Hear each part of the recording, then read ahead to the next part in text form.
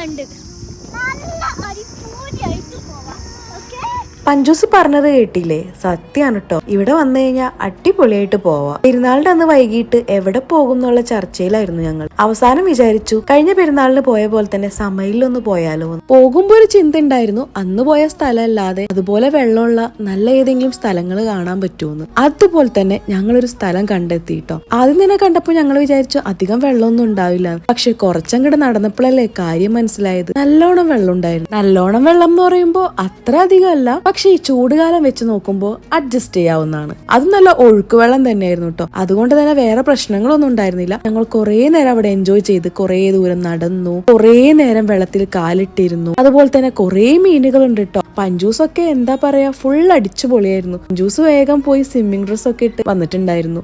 പഞ്ചൂസായാലും ഞങ്ങൾ എല്ലാവരും നല്ലോണം എൻജോയ് ചെയ്ത ഒരു ദിവസമായിരുന്നു. അതുപോലെ തന്നെ പറയാതിരിക്കാൻ വയ്യ, അത്ര ഭംഗിയായിരുന്നു ആ ഒരു പ്ലേസ് കാണാൻ തന്നെ. ഫാമിലി ആയിട്ട് എസ്പെഷ്യലി കുട്ടികളുണ്ടെങ്കിൽ അവരായിട്ട് എൻജോയ് ചെയ്യാൻ പറ്റിയ അടിപൊളി സ്പോട്ടാണ് കേട്ടോ.